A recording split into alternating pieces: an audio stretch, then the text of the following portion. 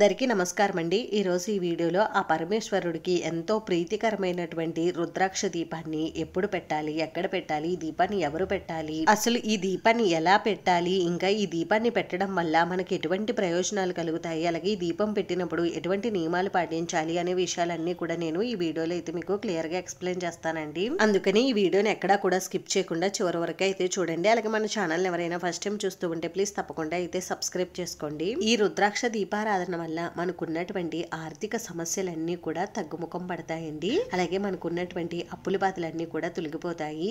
ఇంకా ఆ పరమేశ్వరుడి అనుగ్రహం కూడా కలుగుతుంది. అలాగే మనం కోరుకున్నటువంటి కోరికలన్నీ కూడా శీఘ్రంగా నెరవేరుతాయి. ఇంకా మన ఇంట్లో ఉన్నటువంటి సభ్యులకి ఆరోగ్యం, ఐశ్వర్యం, సిరి సంపదలు, పిల్లలకు చదువు, ఇంకా సమస్త కోరికలు కూడా నెరవేరుతాయి దీపారాధన చేయడం వలన.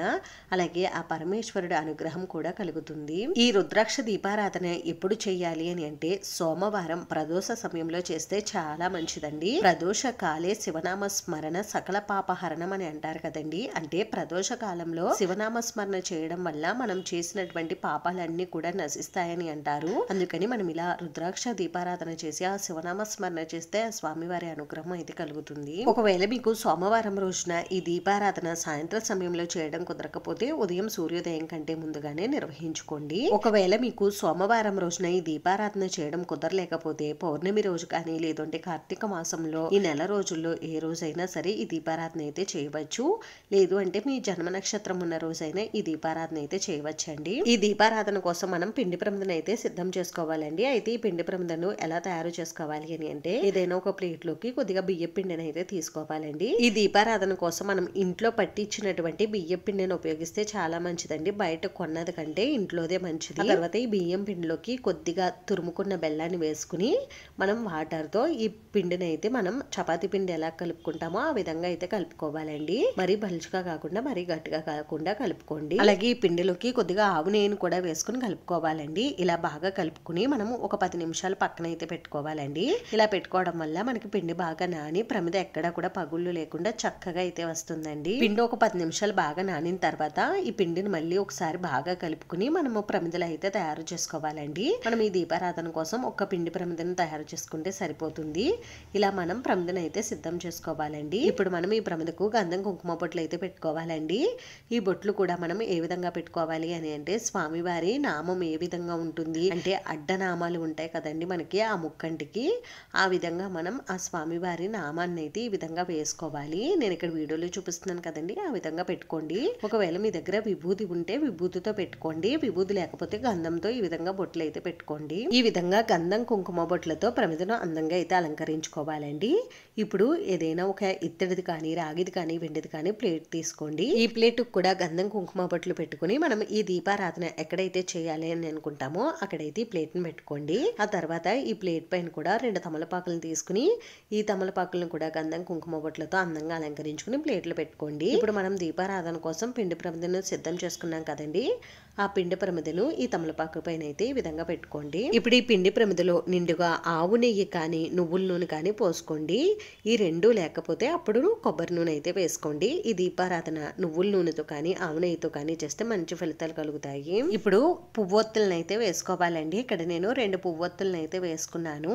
అదే మీరు పొడుగు ఒత్తులు తీసుకుంటే 3 ఒత్తుల్ని ఒక ఒత్తులా చేసి వేసుకోండి. ఇప్పుడు ఈ దీపాన్ని మీ దగ్గర ఉన్నటువంటి పువ్వులతో అందంగా అయితే అలంకరించుకోండి. ఇప్పుడు ఈ దీపారాధన కోసం మనకి ముఖ్యంగా కావాల్సినవి రుద్రాక్షలండి. మీ దగ్గర ఎన్ని రుద్రాక్షలు ఉంటే అన్ని రుద్రాక్షలను ఈ ప్లేట్ లో ఈ విధంగా అయితే పెట్టుకోండి. మీ దగ్గర 3 కానీ 5 కానీ, లేదు అంటే కనీసం 1 రుద్రాక్ష ఉన్నా ఈ విధంగా ప్లేట్ లో అయితే పెట్టుకోండి. మీరు ఏ ముఖం కలిగినటువంటి రుద్రాక్షలనైనా పెట్టుకోవచ్చండి దీపారాధన కోసం. అంటే ఏకముఖి, ద్విముఖి, ఇలా ఏ ముఖాలు ఉన్నటువంటి రుద్రాక్షలనైనా మీరు ఈ దీపారాధన కోసం ఉపయోగించుకోవచ్చండి. నా దగ్గర 1 రుద్రాక్షే ఉందండి, అందుకని నేను 1 రుద్రాక్షనే పూజలో పెట్టుకుంటున్నాను. మీ దగ్గర 2 ఉన్నా, 3 ఉన్నా, 5 ఉన్నా, ఇలా ఎన్ని ఉన్నా మీరు ఈ ప్లేట్ లో వేసుకుని పెట్టుకోండి. ఇంకా ఈ రుద్రాక్ష దీపారాధన ఎక్కడ చేయాలి అని అంటే మీరు ఈ దీపారాధనను పూజా మందిరంలోనైనా చేసుకోవచ్చండి. లేదు అంటే ఇలా ప్రత్యేకంగా పీఠంలో ఏర్పాటు చేసుకునైనా మీరు ఈ దీపారాధన అయితే చేసుకోవచ్చు.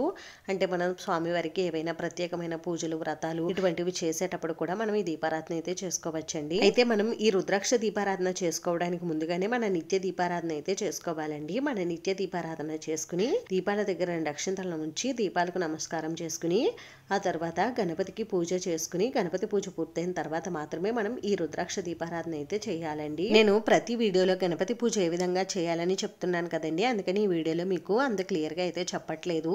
మీకు గణపతి పూజ చేసుకోవడం వచ్చు కదండి, ఆ విధంగా మీరు పూజను అయితే చేసుకుని ఆ తర్వాత ఈ దీపారాధన అయితే చేసుకోవాలి. ఈ దీపారాధన మనం ఏకహారతితో కానీ అగరబత్తులతో కానీ చేసుకోవాలండి. ఇంకా మనం ఈ దీపారాధన చేసేటప్పుడు మన మనస్సులో ఓం నమః శివాయ ఓం నమః శివాయ అనుకుంటూ ఈ దీపారాధన అయితే చెయ్యాలండి. ఈ దీపారాధన చేసేటప్పటి నుండి దీపారాధన కొండెక్కే వరకు మనం ఎంతసేపు అయితే ఆ శివనామ స్మరణ చేసుకుంటూ ఉంటామో మనకి అంత మంచి జరుగుతుంది.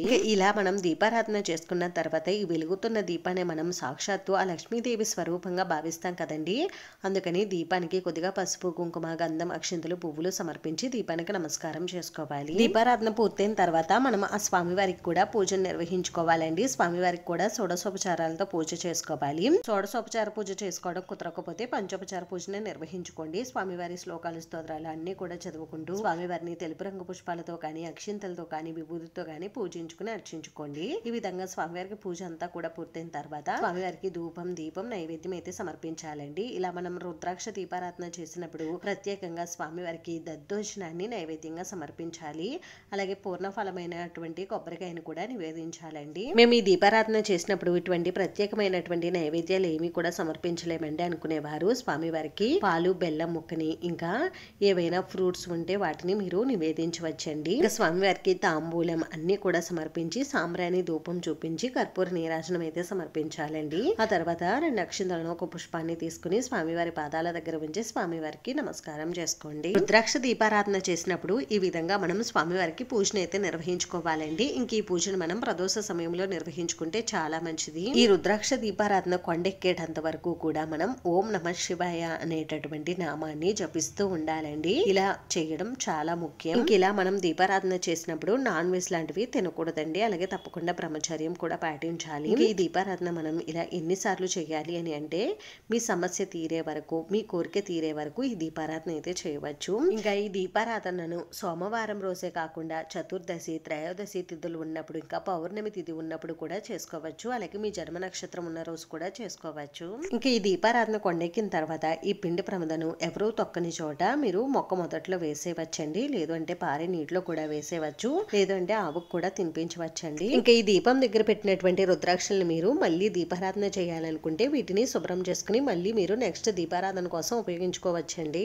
ఒకవేళ మీరు ఈ దీపారాధన కోసం ఎక్కువ రుద్రాక్షల్ని కనుక ఉపయోగిస్తే మీరు ఈ రుద్రాక్షల్ని ఒక రుద్రాక్షని మీ పర్సులో పెట్టుకోవచ్చు. అలాగే ఇంకా మిగిలి ఉంటే ఒక రుద్రాక్షని బీరువాలో కూడా పెట్టుకోవచ్చు. ఇంకా మీరు పూజా మందిరంలో కూడా పెట్టుకోవచ్చండి. అలాగే మీరు నైట్ టైము ఈ రుద్రాక్షలో మనం వాటర్ని పోసి నైట్ అంతా కూడా వాటర్ని అలా వదిలేసి మరుసటి రోజు ఉదయం ఆ రుద్రాక్షని తీసి ఆ వాటర్ తాగితే కూడా మనకి ఆరోగ్య సమస్యలు అనేవి కూడా తగ్గుముఖం పడతాయి. కాబట్టి మీరు ఈ దీపారాధన కోసం ఎక్కువ రుద్రాక్షలను ఉపయోగిస్తే ఈ విధంగా అయితే చేసుకోండి. మీ దగ్గర ఒక రుద్రాక్ష ఉంటే మీరు ఎప్పుడైనా దీపారాధన చేసుకోవడం కోసం ఈ రుద్రాక్షను అయితే ఉపయోగించుకోండి. ఈ రుద్రాక్ష దీపారాధన చేయడం వల్ల మనకు అఖండమైనటువంటి ఐశ్వర్యం కలుగుతుంది. అలాగే ఆరోగ్యం కలుగుతుంది. ఇంకా ఆ స్వామివారి అనుగ్రహం కూడా కలుగుతుందండి. అంతేనండి, చూసారు కదా రుద్రాక్ష దీపారాధన ఏ విధంగా చేయాలనేది. ఈ వీడియోలో మీకు ఇంకా ఎక్కడైనా డౌట్స్ ఉంటే నాకు కామెంట్ చేయండి, రిప్లై అయితే తప్పకుండా ఇస్తాను. ఈ వీడియో మీకు నచ్చితే ప్లీజ్ లైక్ చేసి షేర్ చేసి సబ్స్క్రైబ్ చేసుకోండి. Thanks for watching.